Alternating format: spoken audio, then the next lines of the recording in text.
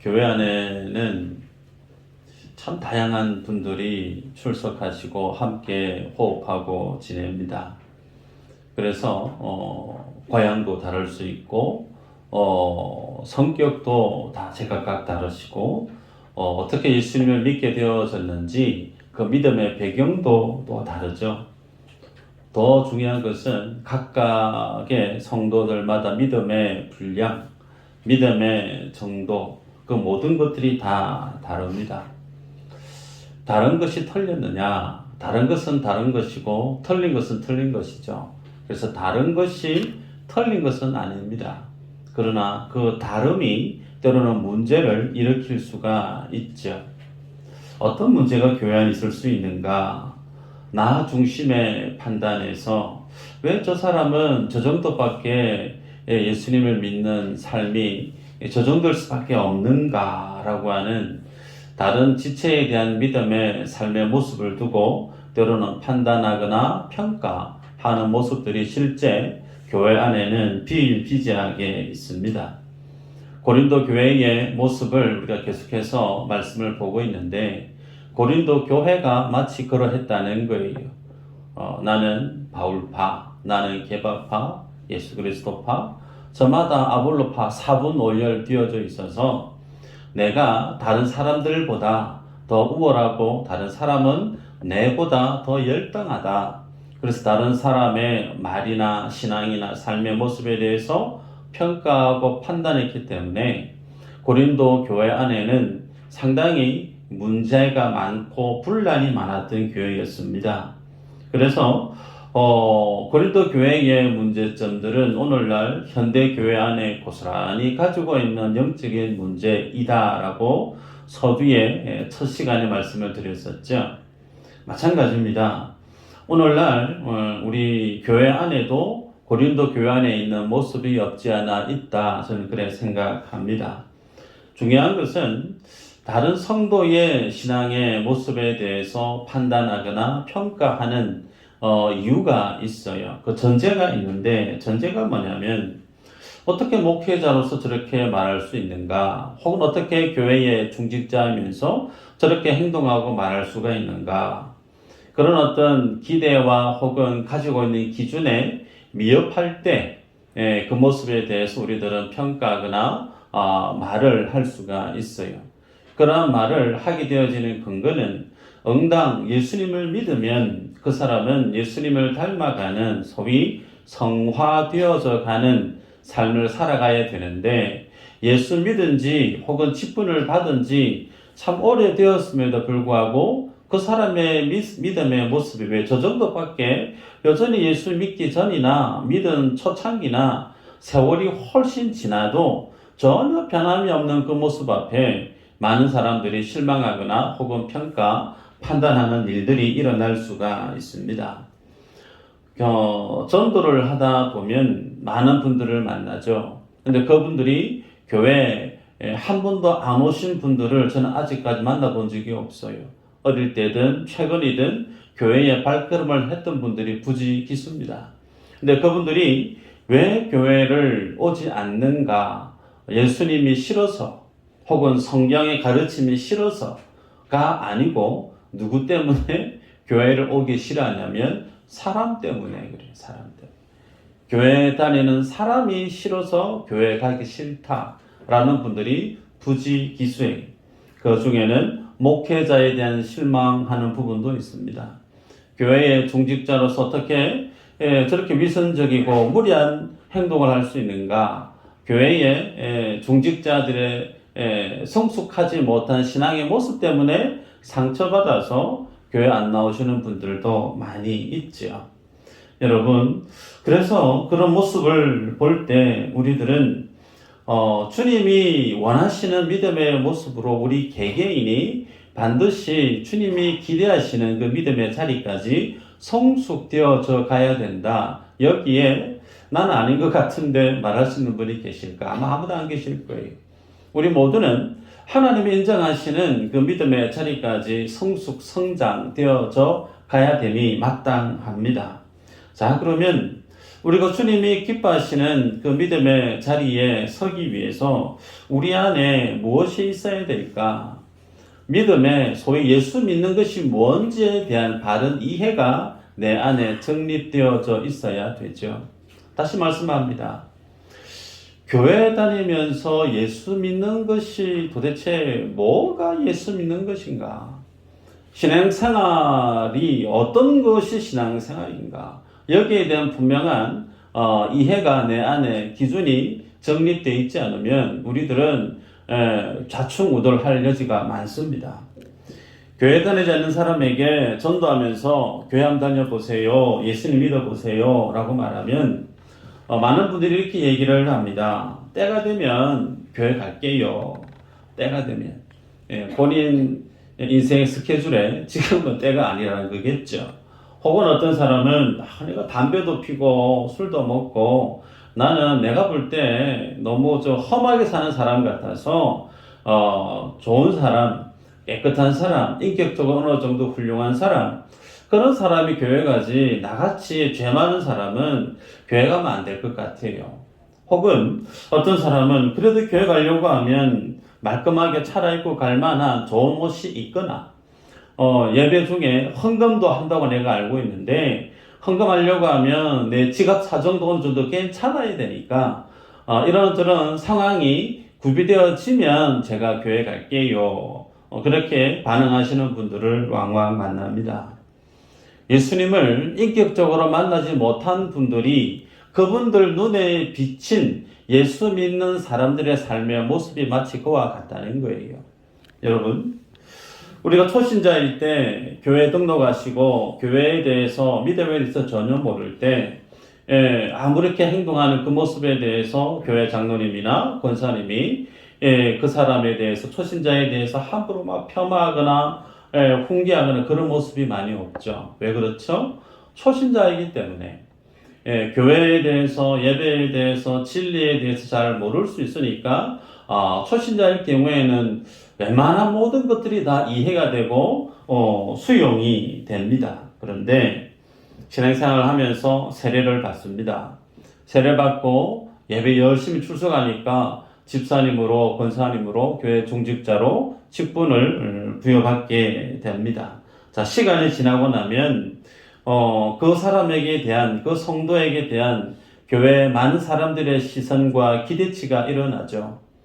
그 일반적인 모습은 윤리 도덕적인 수준에서 혹은 신앙적인 인격적인 모습에서 성숙했는가, 그래서 어느 정도 믿음이 자라났는가, 어떤 그 모습을 우리는 윤리 도덕적인 기준 혹은 기독교적인 어떤 소양의 그 문화적인 모습에서 그 사람의 믿음이 자라났는가 우리가 판단하기가 쉽습니다.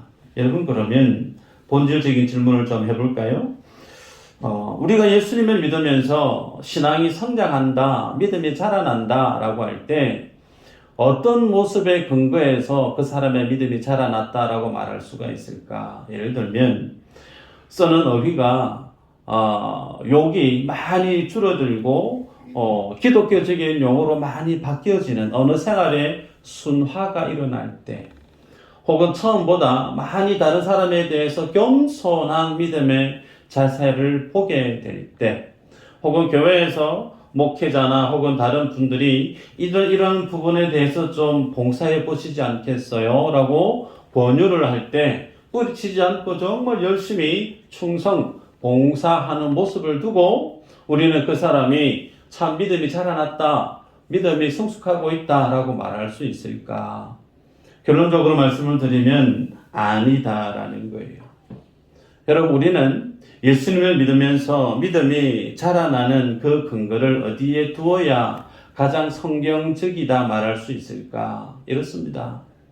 예수님을 처음 믿게 되어졌을 때 하나님 앞에서 내 안에 있는 믿음의 삶들 속에 죄가 100가지라고 생각할 때, 초신자일 때는 내 죄가 100가지 중에 10가지 정도 보여요.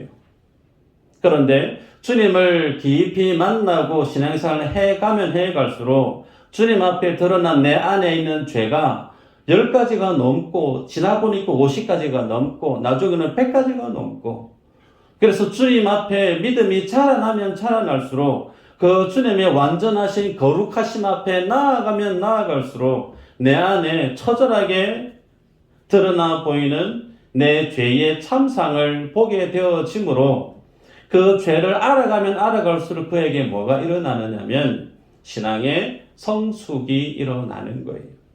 내가 겸손해지거나 봉사를 많이 하거나 어떤 많은 일이 있어서 기독교적인 용어로 기도를, 대표 기도를 은혜롭게 잘 구사하거나 여러분 그것은 연습하면 할 수 있어요. 연습하면. 연기 얼마든지 할 수 있어요. 그런데 하나님 앞에서 내가 내 죄를 알 수 있는 것은 성령께서 우리에게 가르쳐 주시지 않고 깨우쳐 주시지 않으면 이루어질 수가 없는 거예요. 그래서 예수를 믿으면 믿음의 성장이 어떻게 드러나느냐? 거룩해지죠. 인격적으로 성숙이 일어납니다. 여기에서 여러분이 잘 아셔야 될 것이 내가 예수님을 믿으면서 신앙이 성장하기 위해서 내가 거룩해져야지. 내 신앙의 인격이 더욱더 고상해져야지. 내 의지를 불태우고 어떤 나의 의지적 결단과 열심을 통해서 내가 거룩해지려고 애를 쓰는 것, 그런 모습들이 교회 안에 있긴 있어요. 그러나 내가 거룩해지려고 해서 거룩해질 수 있는가? 아닙니다. 어떻게 거룩해질 수 있고 어떻게 주님 앞에 인격적인 성령의 열매가 맺을 수 있는가? 주님 앞에 가까이 가면 되는 거예요. 내 의지를 불태우고 내 열심을 노력을 집중 투하해서 내가 뭔가를 만들어내려고 하지 마세요. 여러분 우리는 그렇게 할 수 있는 존재가 못 됩니다. 우리들이 할 수 있는 것은 주님을 사랑하면 되는 거예요. 그 주님을 가까이 나아가면 나아갈수록 그 주님이 원하신 은혜를 보게 되고 사랑을 보게 됨과 동시에 그 속에 적나라하게 마치 밀물때는 못 봤는데 썰물이 싹 지나고 나면 밑에 드러나 있는 갯벌 속에 온갖 오물이 있는 것을 보게 되는 것처럼 그 주님 앞에 가까이 가면 가까이 갈수록 내 안에 허물을 보게 되면 보게 될수록 그 사람은 성령께서 자연스럽게 거룩하게 만들어 빚어가세요. 그래서 거룩과 신앙의 열매는 나의 노력이기 이전에 하나님의 역사입니다.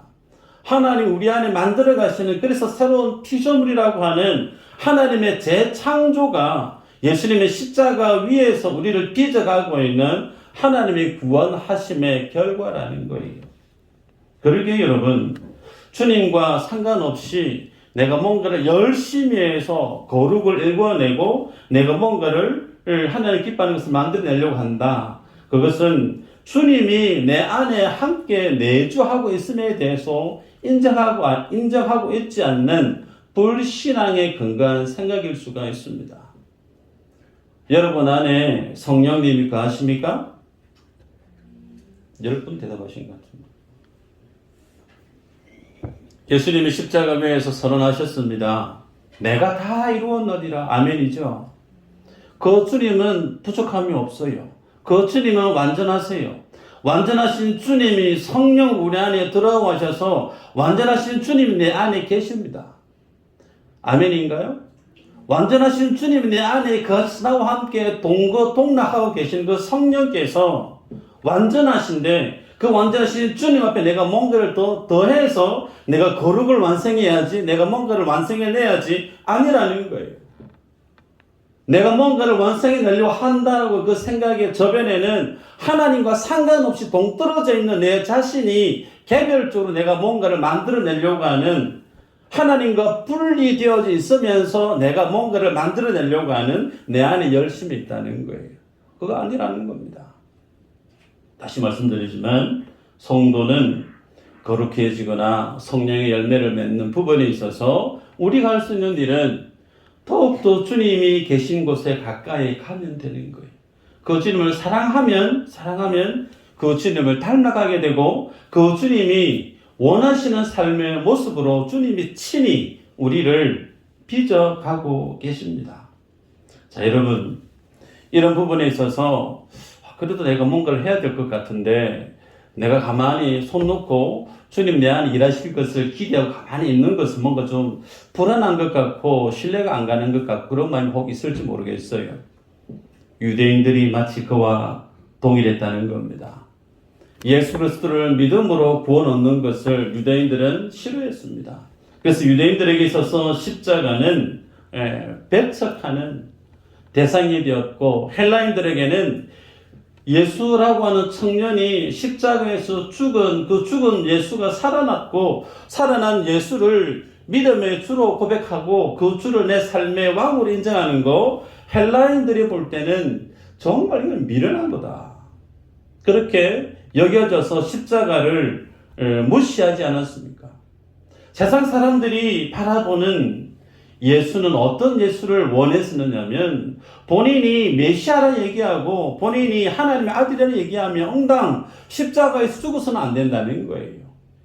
능력의 주가 되시면 응당 로마의 황제를 쫓아내든지 로마로부터 이스라엘을 독립을 시켜내든지 많은 사람들에게 힘과 권능을 발휘해서 카리스마를 총동원해서 모든 인생의 그 문제를 해결해 줄 수 있는 소위 능력자로서 군림하는 그들의 왕이어야만이 내가 인정할 수 있는 메시아인데, 당대 많은 헬라인과 유대인들이 바라보았던 예수 그리스도는 힘없이 종들에게까지 침뱉음을 당하고 얼굴에 뺨을 맞고 채찍을 온몸에 휘가 살점이 떨어져 나가고 십자가 위에서 정말 맥없이 힘없이 처참하게 죽어나간 예수 그리스도, 그 주님이 세상 사람들이 관점에서 볼 때는 완전히 실패한 사람이라는 거예요.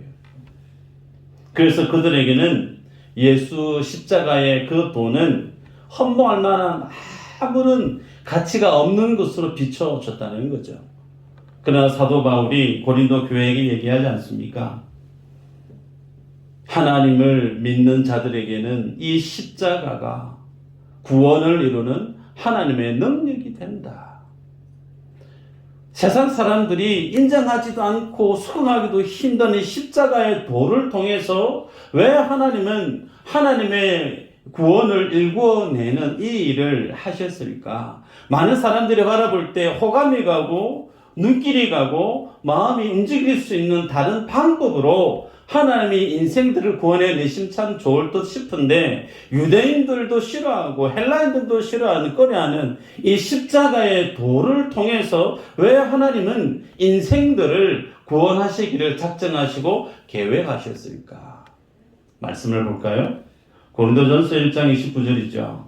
그 사람 읽어볼까요? 시작. 이는 아무 육체도 하나님 앞에서 자랑하지 못하게 하려 하심이라. 네. 아무 육체도 하나님 앞에서 자랑하지 못하게 하려 하심이라.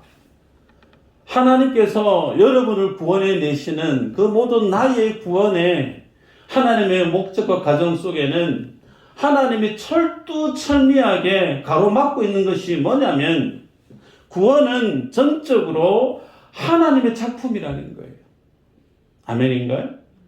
하나님이 하신 그 작품에 인생이 이거 내가 좀 도와서 내가 어떻게 좀 해서 내가 구원받았어 라고 자랑할 수 있는, 자랑할 만한 그 모든 경우의 수를 주님이 완전하게 막아버립니다. 그래서 하나님 앞에 모든 인생이 설 때 누구만 자랑하게 만드느냐? 하나님만 자랑하게 만드시게 하기 위해서 세상 사람들이 볼 때 이해도 안 되고 꺼려하게 되어지는 소위 십자가라고 하는 그 형태를 통해서 주님이 하나님의 백성들을 구원해 내시기를 작정하셨다는 거예요.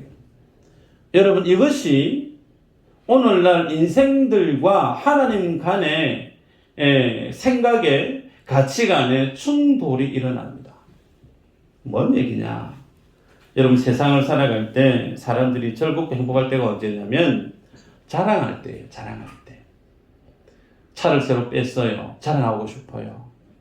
아들, 딸이 좋은 대학에 갔어요. 자랑하고 싶어요. 네. 반지하에 살다가 자가집을 샀어요. 자랑하고 싶겠죠. 네. 자랑하고 싶은 거. 우리는 자랑할 때 행복을 느낍니다. 꼬맹이가, 유치원생 꼬맹이들이 막 자기들끼리 다툽니다. 그러면서 우리는 아빠도 있다. 나도 아빠 있다. 나는 엄마도 있다. 나는 누나도 있다. 막 이렇게 뭐 있는 걸 막 자랑하고, 나중에는 막 사촌까지 다 동원해요. 그렇게 싸웠던 애들이 요즘에는 뭘 두고 싸우느냐면요. 우리 집은 작아다? 너희 집은 작아니? 무슨 말인지 이해되세요? 우리 집은 몇 평이다? 너희 집은 몇 평이니? 우리 집은 아파트가 이런 아파트다? 요즘 아이들이, 초등학교 아이들이 그렇게 물질적인 가치 기준을 놓고 힘겨루기를 하듯 말다툼하고 싸워요. 우리 아빠 엄마는 돈이 얼마 된다? 여러분, 세상 사람들은 이처럼 뭔가를 가지고 있는 것, 그것을 가지고 다른 사람에게 없는 것을 내가 가지고 있는 것을 통해서 자랑하려고 해요. 이런 본성이 우리들 안에 있다는 거예요. 여러분, 아담의 후손이 우리들입니다. 아담 속에 있었던 그 교만이 뭐였죠? 하나님의 피조물로 있기를 싫어했어요. 하나님만큼 높아지기를 원했던 그 교만이 아담 속에 있었던 것처럼 우리들 안에 동일하게 교만이라고 하는 영적인 DNA가 죄악의 속성이 여전히 있습니다. 예수님을 믿어도 그 모든 죄의 소욕이 죄 짓고 싶어하는 그 욕망이 뿌리째 다 사라졌나요? 아니에요. 예수 믿기 전이나 예수 믿은 후나 지금이나 나는 나예요. 내 안에 죄된 본성은 여전히 동일하다니까요. 그래서 우리 안에는 뭔가를 내가 행해서 주님 앞에 혹은 사람 앞에 뭔가를 자랑하고 싶어하는 그런 욕구들이 있다는 겁니다. 그래서 이 죄된 본성, 이것을 두고 주님은 십자가 앞에서만큼은 자랑할 것이 없는 자로 주님이 우리를 만들어 버리십니다. 그러게 여러분, 교회 안에는 교회라고 하는 것은 어떤 곳인가 한번 볼까요? 26절부터 28절이죠. 한번 읽어보십시다. 시작.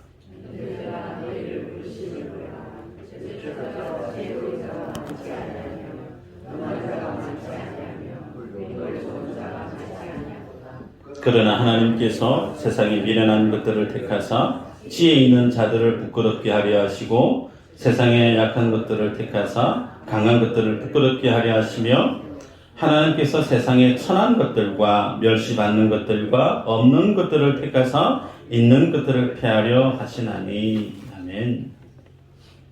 자, 여기 보면요. 사도 바울이 고린도 교회 안에 소위 성도들의 구성원들에 대한 내용을 쭉 설명합니다. 육체를 따라 지혜로운 자가 많지 않대요. 능력 있는 자가 적답니다. 문벌 좋은 사람도 적답니다. 그래서 세상이 볼 때 고린도 교회의 멤버들은 소위 많은 사람들에게 나는 이런 사람이야, 저 사람은 저런 사람이야, 많은 사람들이 알 수 있는 그런 위치에 영향력이 있는 사람들이 아니었다는 거죠. 그래서 어떻게 뭐 쉽게 얘기하면 세상 속에서 별 볼 일 없는 그냥 그만한 사람들, 그런 사람들이 고린도 교회의 구성원으로 하나님이 예배자로 불러 모아 놓았다는 거예요. 그 고만고만한 사람들끼리 자랑할 것이 없는 정말 많은 사람들이 볼 때 무시당하기에 딱 좋은 그런 사람들끼리 고린도 교회 안에 모였는데 그렇게 모인 그들 속에서 파벌이 생겼다는 거예요. 도토리 키재기를 했다는 겁니다. 예를 들어 볼게요. 한국에서의 최고의 학부는 서울대학교이겠죠. 서울대학교 수석 입학했고 수석 졸업한 사람이 있습니다. 그런데 그 친구들이라는 사람들이 학교를 어디 졸업했냐면 진주 경상대 졸업하고 대구 경북대를 졸업을 하고 부산에 있는 부산대를 졸업했다 치십시다. 이 가운데 졸업자 폄하하는 거 아니니까 오해하지 마시고. 그래서 아니 우리 학교가 더 좋다. 우리 학벌이 더 끝내준다. 서로 배운 것에 대해서 자랑을 하기 시작하는 거예요. 그것을 보고 있는 서울대 졸업한 사람이 속으로 뭘 하고 있을까요? 피식 웃고 있겠죠. 마치 그와 같다는 겁니다. 바울이 바라볼 때 고린도 교회 안에 파벌이 생기고 분쟁이 있는 그 모습들을 볼 때 저마다 똑같다는 거예요. 하나님 앞에 멸시받는 자들이고 없는 자들이고 자랑할 것이 전혀 없는 그런 자들인데, 그런 자들이 서로 모여서 내가 더 우월하고 내가 더 잘났다고 서로를 폄하하고 디스하고 있는 그들의 모습 속에서 사도 바울은 예수 그리스도에 대해서 말씀합니다. 누가 너희에게 세례 줬냐? 너희를 위해서 누가 십자가에 못 박혀 죽었느냐? 예수 그리스도 아니냐? 예수님의 십자가의 도를 그들 앞에 제시하면서 그들에게 내가 더 잘나고 내가 더 우월하다라고 하는 자기의 자랑거리에 늘어놓는 그들 앞에 그들의 말문을 턱하니 막아버리는 거예요. 말씀을 읽었던 31절의 내용은 예레미야 9장 23절 24절에 있는 말씀인데 바울이 인용했던 말씀이죠. 제가 읽어드리면 여호와께서 이와 같이 말씀하시되 지혜로운 자는 그의 지혜를 자랑하지 말라. 용사는 그의 용맹을 자랑하지 말라. 부자는 그의 부함을 자랑하지 말라. 자랑하는 자는 이것으로 자랑할지니 곧 명철하여 나를 아는 것과 나 여호와는 사랑과 정의와 공의를 땅에 행하는 자인 줄 깨닫는 것이라. 나는 이 일을 기뻐하노라. 여호와의 말씀이니라. 인생이 자랑해야 될 것이 얼마만큼 내가 용기가 있다, 내가 얼마만큼 지혜가 있다, 내가 얼마만큼 돈 많이 가지고 있다, 그거 자랑할 거 아니고 하나님을 아는 그 명철에 대해서, 그 하나님의 사랑하신 그 주님의 공의하신 그 주님의 정의로 이 땅을 통치하시고 다스리시는 그 하나님에 대해서 자랑해야 된다라고 주님이 말씀하고 있어요. 또 한 구절 볼까요? 마태복음 11장 25절 26절인데요. 제가 읽으면 그때에 예수께서 대답하여 이르시되 천지의 주제신 아버지여 이것을 지혜롭고 설계 있는 자들에게는 숨기시고 어린 아이들에게는 나타내심을 감사하나이다. 옳소이다. 이렇게 된 것이 아버지의 뜻이니이다. 소위 예수 그리스도를 알고 믿음의 구원에 이르는 주의 자녀가 되는 축복을 누리게 되어진 것, 그 숨겨진 하나님의 복음의 비밀을 깨닫게 되어진 것, 그것을 소위 지혜롭고 슬기로운 자들에게는 주님이 감추셨대요. 반면에 어린아이와 같이 잘 모르는 천진난만한 정말 뭐가 뭔지 모르는 그런 무지한 그 예수님의 제자들과 무리들에게는 주님이 나타내 보이셨다는 거예요. 이게 무슨 내용이냐면 인생은 스스로 예수 그리스도를 알아서 복음이 뭔지 스스로 알아서 뚜벅뚜벅 걸어가서 구원은 이것이구나, 내가 구원을 발견했다, 복음을 내가 발견했다 말할 수 없다는 거예요.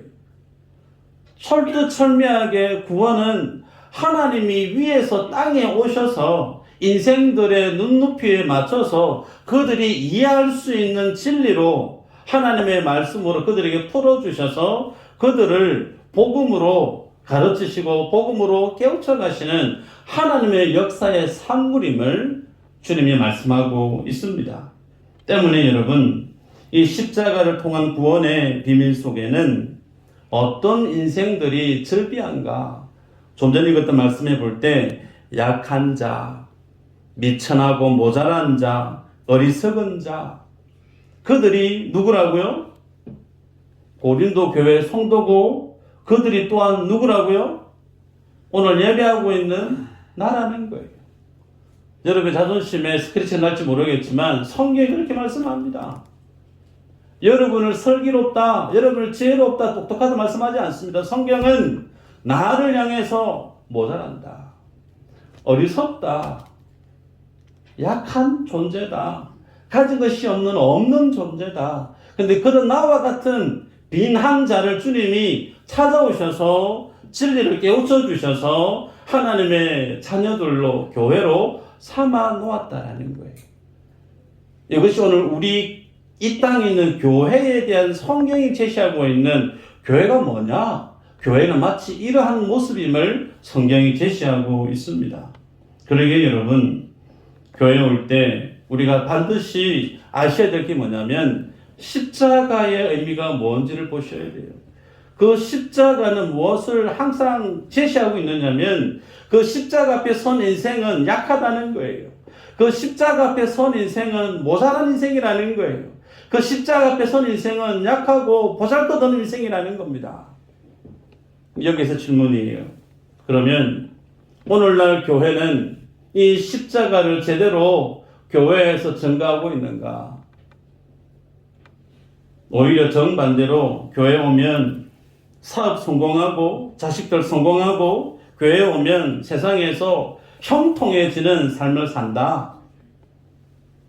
그래서 모든 사람들이 신앙생활 잘하면 다 성공한다. 여러분, 성경이 말씀하고 있는 십자가는 정반대예요. 그런데 오늘날 교회가 얘기하는 십자가이면 또 정반대죠. 무엇이 진리죠?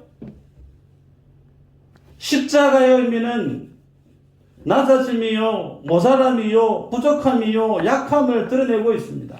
그런데 오늘날 교회는 정반대입니다. 강함이고 성공이고 이름을 떨치고 잘되고. 여러분, 우리가 성경을, 복음을 정확하게 보셔야 됩니다. 심지어 교회들도 자기 교회 안에 유명 정치인이 등록하면 목회자 어깨에 힘이 들어가요. 그 모습을 보는 성도들도 교회를 어떻게 자랑하느냐면, 우리 교회는 어떤 시장이 출석하는 교회입니다. 우리 교회는 어떤 기업의 회장이 출석하는 교회입니다. 어떤 의원이 출석하는 교회입니다. 예. 대구에 있었을 때 그런 교회가 있었어요. 국무총리하셨던 분이 수성구에 있는 어느 교회에 출석했던 집사님이신데, 그 교회에 출석한다고 하면 되는데 어느 의원이 출석하고 있는 교회에 내가 다니고 있어요. 사람 다 그렇다는 거예요. 여러분, 교회가 무엇을 자랑해야 될까? 잊어서는 안 됩니다.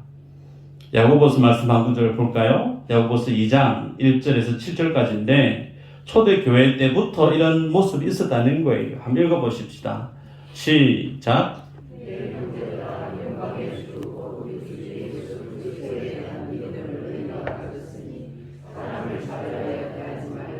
만일 너희 회당에 금가락지를 끼고 아름다운 옷을 입은 사람이 들어오고 또 남루한 옷을 입은 가난한 사람이 들어올 때에 너희가 아름다운 옷을 입은 자를 눈여겨보고 말하되 여기 좋은 자리에 앉으소서 하고, 또 가난한 자에게 말하되 너는 거기 서 있든지 내 발등상 아래에 앉으라 하면 너희끼리 서로 차별하며 악한 생각으로 판단하는 자가 되는 것이 아니냐. 내 사랑하는 형제들아, 들을지어다.